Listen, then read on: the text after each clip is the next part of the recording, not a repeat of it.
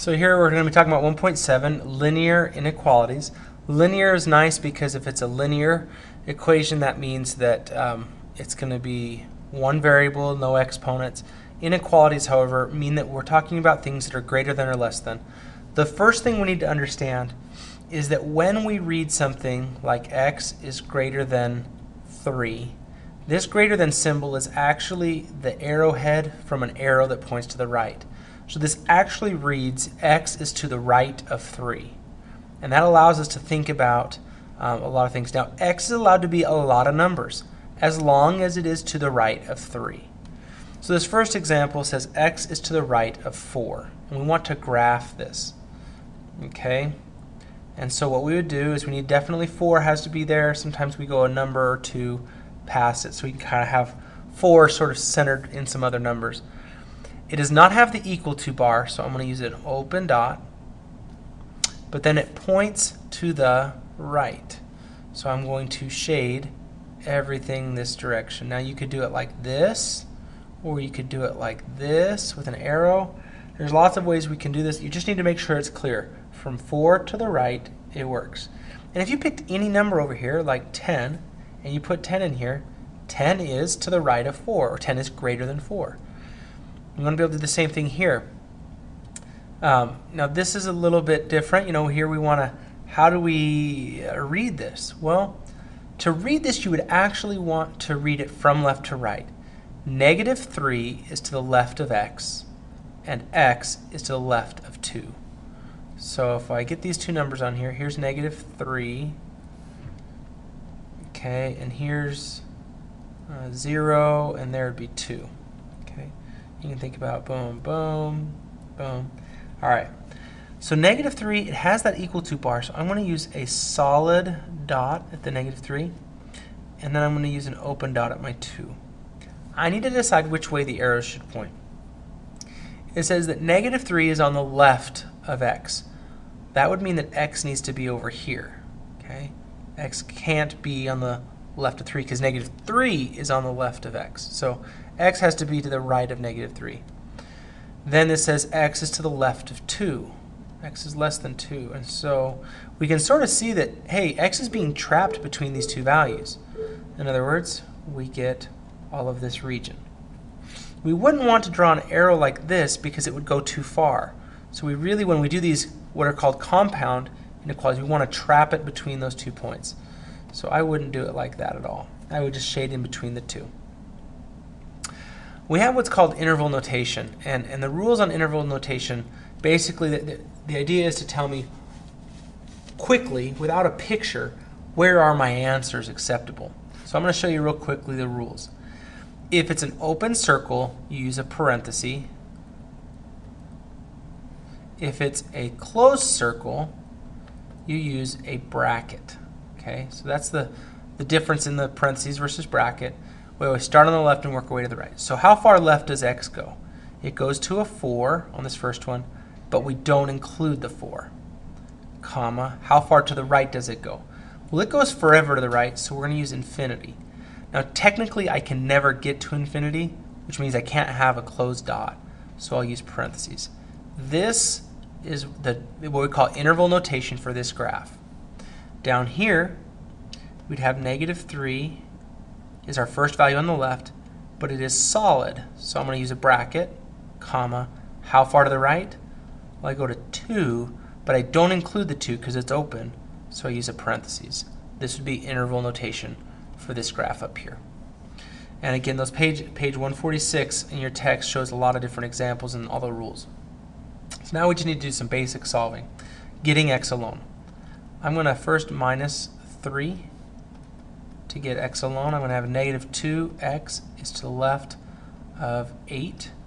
And when I divide, because I'm dividing by a negative number, the sign in the middle must switch. This becomes x is to the right of -4. And so I'm going to create my number line. Here's -4, open circle, and it's to the right, which means this direction forever. In interval notation, I'm not allowed to keep the -4, so I -4 with a parenthesis, comma, goes forever to the right, infinity, parentheses. This next one, I've got x's on both sides. I'm going to add the 3x, and I'm going to add the 2. I'll get 8 is to the left or equal to 8x. If I divide by 8, 1 is less than or equal to x. This is a little bit harder to read all the arrows. Let's go put our 1 there. It's a closed dot. It says 1 is to the left of x. That means x must be to the right. And if you think about taking this whole thing and reflecting it, like you're looking in a book or a mirror, if you just flip the whole thing over, it would be x is to the right or equal to 1. You can kind of think about folding that right there on that dotted line and having the two line up on top of each other. So my x would go this way.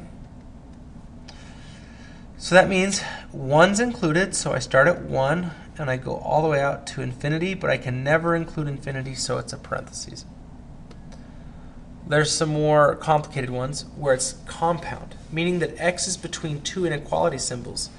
When it happens like this, we're going to solve, but when we solve by minusing 3, we have to do it on all three parts. See, I can't just do it over here. I can't just do it to the 11. I have to do it to everybody. So I get negative 2 is less than equal to 2x is less than 8. And when I divide by 2, I'm going to get negative 1 is less than equal to x is less than 4. So I got to do both at the same time. It was pretty quick and simple. Here's negative 1. Here's 4. Negative 1's a closed dot. 4 is an open dot. Now, let me just point this out real quick. Think about it. Is negative 1 really less than 4? The answer to that is yes. So because these are in order numerically, and it's a less than and a less than, I know that it's going to be the region in the middle. Now, if you're not sure, pick a number from the middle, like 0, and put it in. Is negative 1 less than 0? Yes. Is it less than 4? Yes. That tells me 0 is a good value. I want my answers to be in that region. That would include a bracket around the negative 1 because it's a solid dot. And then the 4 would just get a parentheses because it's not a solid dot. The last thing we have is our absolute value inequalities. Now when we solved absolute values in 1.6, we talked about how there were two versions of the answer. Okay, there's the x minus 4 is less than 3, but we also said, hey, what about when you have a negative 3? Because the absolute value of negative 3 works too. But by making the 3 negative, you think about kind of multiplying by a negative across the inequality, the sign will have to flip. This is really important that we do this correctly. And you'll see it in the picture when we finish. I'm going to add 4 to get x is less than 7. And we also have over here, if we add 4, x is greater than 1. So if I were to put this on a number line, here's 1, here's 7. X is to the left of 7, so open circle going left. X is to the right of 1, open circle to the right. If you look closely at this, this is saying I want a distance that is less, because absolute values are distances, a distance less than 3 spaces from the number 4. Don't worry about the negative. Remember, we always switch that anyway. So we're thinking we're from the number 4, we want to be less than 3 spaces.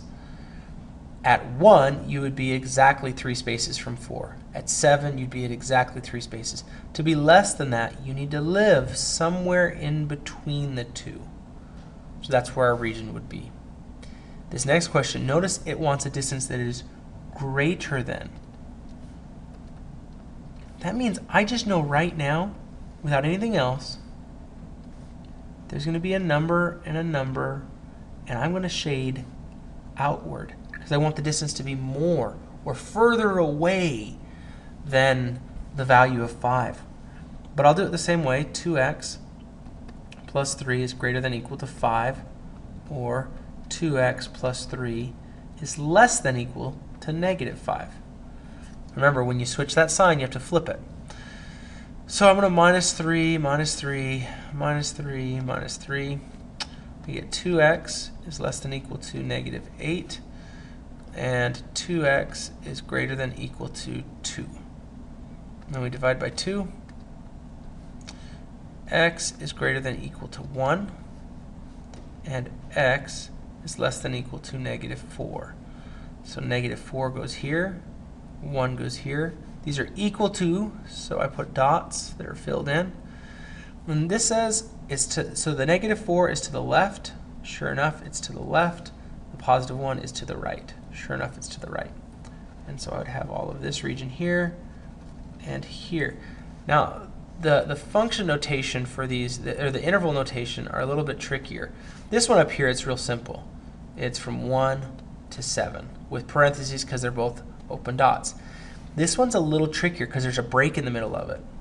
Well, we start way over here on the left at negative infinity with a parenthesis, and we come all the way to negative 4 with a bracket.